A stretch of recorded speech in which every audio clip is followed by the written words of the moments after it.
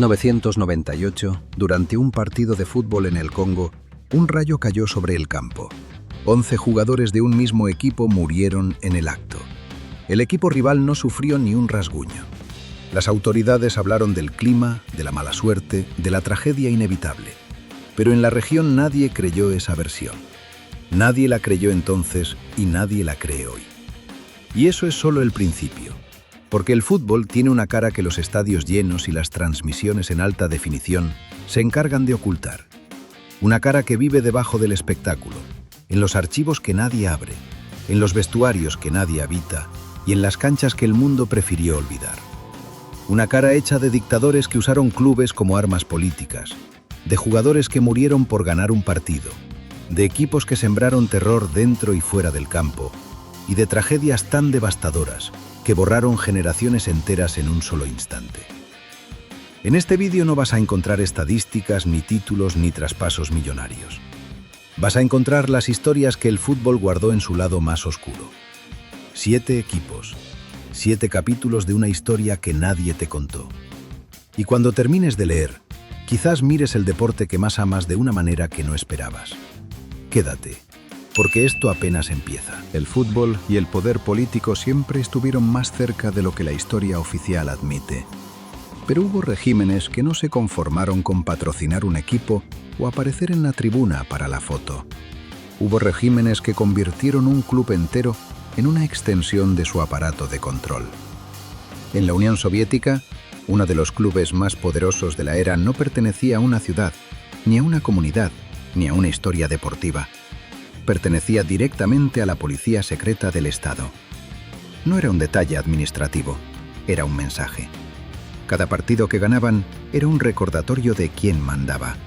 Cada árbitro que titaba sabía exactamente el riesgo que corría si las cosas no salían como debían salir. Cada equipo rival que entraba al campo contra ellos lo hacía con algo que iba mucho más allá de la presión deportiva normal. Lo hacía con miedo. Se habla de jugadores investigados por negarse a fichar por ellos, de rivales que recibían visitas incómodas antes de partidos decisivos, de decisiones arbitrales que coincidían con demasiada regularidad con los intereses del club correcto. No era solo un equipo de fútbol, era una demostración permanente de que el Estado llegaba a todos lados, incluso a la cancha. Cuando el régimen cayó, el club cayó con él, porque lo que parecía grandeza deportiva en realidad era la sombra de algo mucho más grande y mucho más siniestro. Sin ese respaldo, el gigante resultó ser otra cosa. Y esa verdad resultó más perturbadora que cualquier derrota. Hay partidos que se juegan por 3 puntos. Hay partidos que se juegan por orgullo. Y luego hay partidos que se juegan sabiendo que perder puede costar la vida. En la Segunda Guerra Mundial, en Kiev, un grupo de jugadores locales demostró que esa última categoría existe y que hay personas capaces de elegirla igual. Bajo la ocupación alemana, un equipo formado por trabajadores de una panadería comenzó a enfrentarse a equipos militares.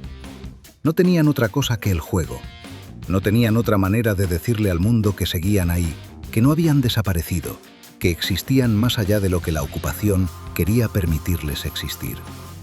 Y ganaron, una vez, 2 veces, varias veces. Hasta que ganaron el partido que no debían ganar bajo ninguna circunstancia. La advertencia había sido clara antes de ese último encuentro. No volvieran a ganar. El mensaje llegó de las maneras en que llegan los mensajes cuando quien los envía tiene el poder de respaldarlos con algo más que palabras.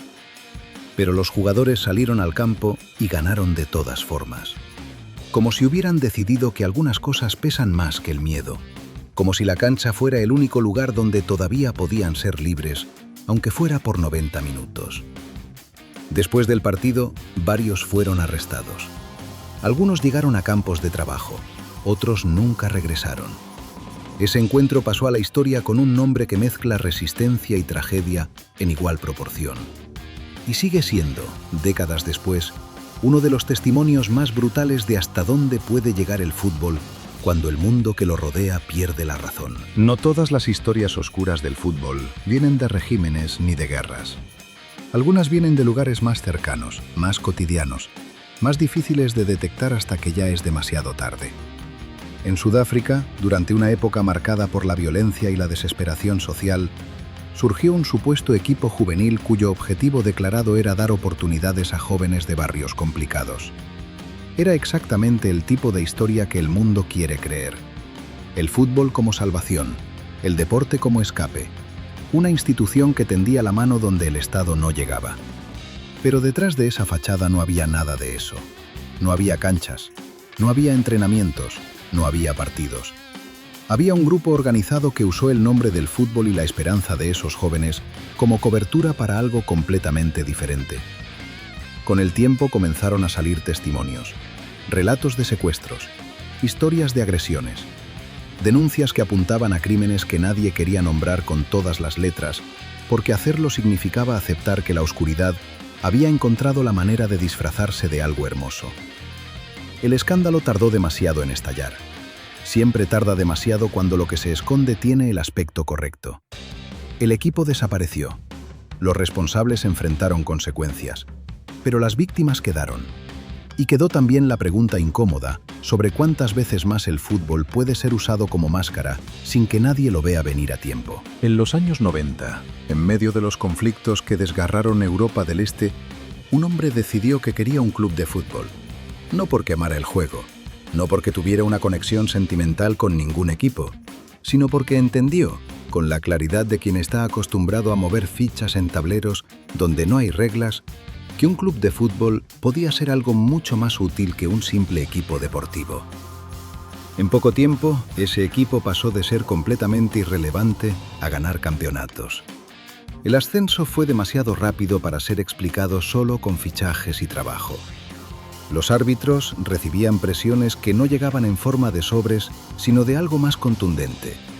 Los equipos rivales preferían no hacer preguntas en los vestuarios sobre por qué ciertas decisiones siempre caían del mismo lado.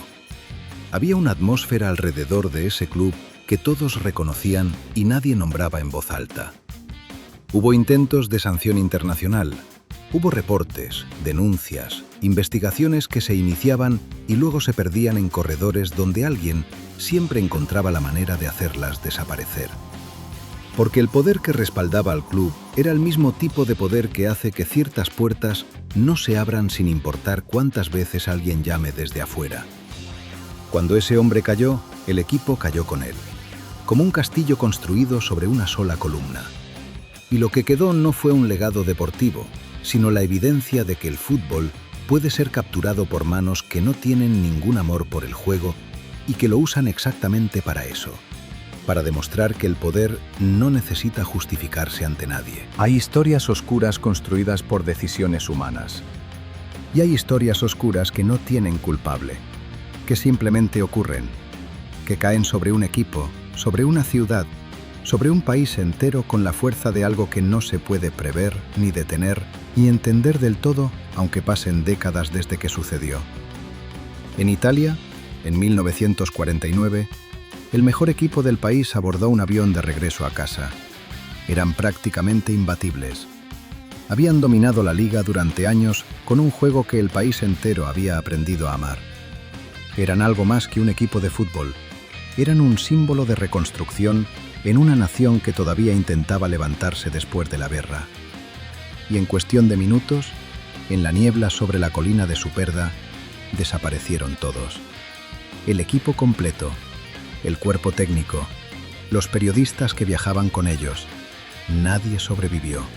Italia entera se detuvo. Ese año los declararon campeones de manera póstuma, pero nadie celebró.